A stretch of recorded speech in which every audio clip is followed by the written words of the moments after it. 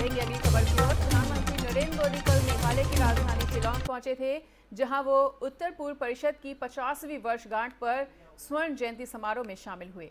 PM Modi यहां पारंपरिक वेशभूषा में दिखे और प्रधानमंत्री नरेंद्र मोदी इस मौके पर विभिन्न विकास परियोजनाओं का उद्घाटन करते हुए भी नजर आए। इसके बाद कार्यक्रम को संबोधित करते हुए पीएम मोदी ने कहा कि खेलों को लेकर केंद्र सरकार आज नई सोच के साथ आगे बढ़ रही है। इसका लाभ पूर्वोत्तर के युवाओं को भी मिला है। देश की पहली स्पोर्ट्स यूनिवर्सिटी पूर्वोत्तर में है और पीएम ने आगे कहा कि फुटबॉल में अगर कोई खिलाड़ी खेल भावना से नहीं खेलता तो इसे रेड कार्ड दिखाकर बाहर कर दिया जाता है। ऐसे ही पिछले 8 सालों में हमने पूर्वोत्तर के विकास के रास्ते में अनेकों रुकावटों को रेड कार्ड दिखा दिया है। उन्होंने कहा कि डिजिटल कनेक्टिविटी से सिर्फ बातचीत संवाद ही बेहतर नहीं होता, बल्कि इससे टूरिज्म से लेकर टेक्नोलॉजी तक, शिक्षा से लेकर स्वास्थ्य तक हर क्षेत्र में सुविधाएं बढ़ती हैं और अवसर भी बढ़ते हैं।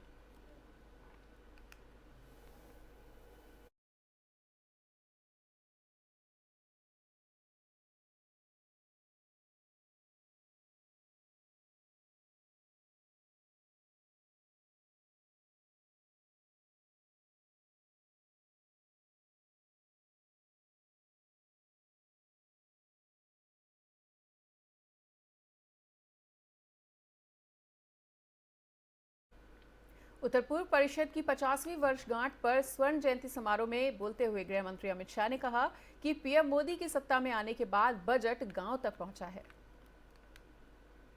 उसका ये उदाहरण है। पहले अपसपा को हटाने के लिए ढेर सारी डिमांड आती थी, अब किसी ने डिमांड नहीं करनी पड़ती है। भारत सरकार 2 कदम आगे बढ़कर अपसपा हटाने के लिए इनिशिएटिव ले रही है। आज आसाम के 60% क्षेत्र अपसपा मुक्त हुए हैं। मणिपुर के 6 जिलों के 15 पुलिस स्टेशन को बाहर कर दिया गया है। अरुणाचल में 1 ही जिला बाकी बचा है। नागालैंड में 7 जिले मुक्त कर दिए गए हैं और त्रिपुरा और मेघालय पूर्णतया मुक्त हो चुका। कर्नाटक और महाराष्ट्र के बीच चल रहे सीमा विवाद को लेकर विपक्ष लगातार हमलावर है और इसी क्रम में शिवसेना नेता राज्यसभा सांसद संजय राउत ने इसको लेकर प्रधानमंत्री नरेंद्र मोदी को अपने निशाने पर लिया है। उन्होंने शिवसेना के मुखपत्र सामना में उन पर हमला करते हुए कहा कि रूस और यूक्रेन के बीच चल रहे युद्ध पर फोकस है, लेकिन कर्नाटक महाराष्ट्र के बीच चल रहे विवाद पर नहीं। हाल ही में गृह मंत्री अमित शाह ने दोनों राज्यों के मुख्यमंत्री बसवराज बोम्मई और एकनाथ शिंदे के साथ बैठक की थी और उन्होंने कहा कि 6 मंत्रियों की टीम इस मामले को देखेगी। यहां तक कि महाराष्ट्र सरकार ने भी कहा कि इस मामले को लेकर विधानसभा में प्रस्ताव भी पास किया जाएगा।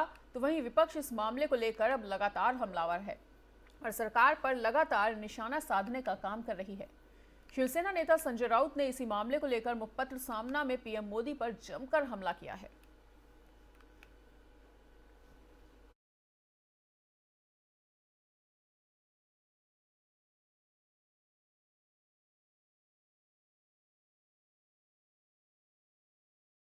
बिहार में इन दिनों शराब को लेकर सियासी संग्राम छिड़ा हुआ है। बिहार के पूर्व उप मुख्यमंत्री और बीजेपी के राज्यसभा सांसद ने सरकार पर जहरीली शराब पीने से मौत का आंकड़ा छुपाने का आरोप लगाया है कि जो पिएगा वो मरेगा।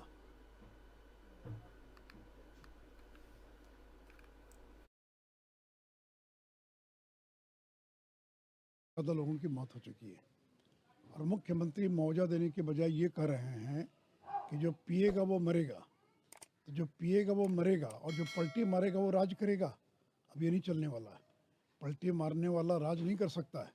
अब पूरी तरह से फेल कर गए हैं और 1000 से ज़्यादा लोग मर गए और आंकड़ों को छिपाया जा रहा है। लोगों को डराया जा रहा है, धमकी दी जा रही है और लोग डर के मारे दूसरे जिले में जाकर अपने शव का दाह संस्कार कर रहे हैं। और आप दूसरे राज्यों से तुलना कर रहे हैं। क्या दूसरे राज्यों में 4 लाख लोग जेल में बंद हैं क्या? क्या मध्य प्रदेश में या गुजरात में 4 लाख लोग जेल में बंद हैं क्या? आपने 4 लाख लोगों को जेल में बंद कर दिया। 3 लाख से ज़्यादा मुकदमे चल रहे हैं और कन्विक्शन कितना हुआ?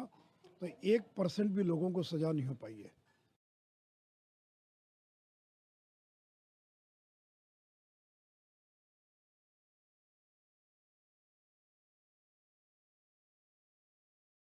उत्तर प्रदेश के मुजफ्फरनगर में खतौली स्थित नवीन मंडी स्थल में सपा रालौद गठबंधन का भाईचारा सम्मेलन शुरू किया गया है और रालौद अध्यक्ष जयंत सिंह सम्मेलन में मुख्य अतिथि के रूप में शामिल हुए।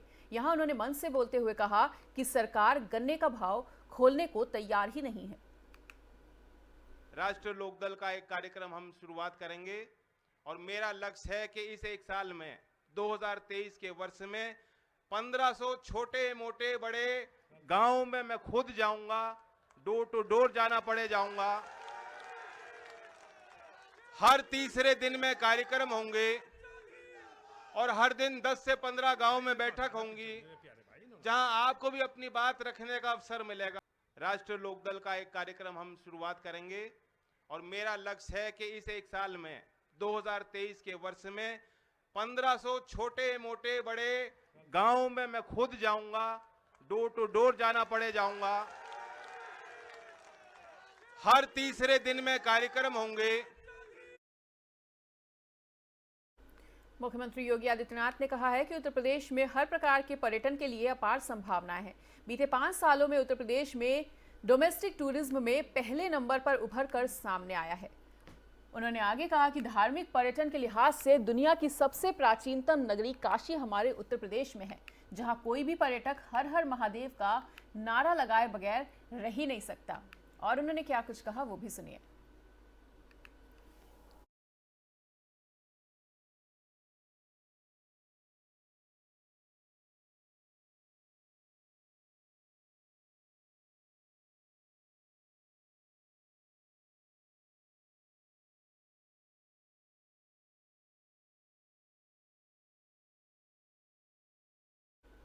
और फिलहाल इस वक्त के बुलेटिन में इतना ही। पर देश और दुनिया की बाकी खबरों के लिए देखते रहिए FM न्यूज़।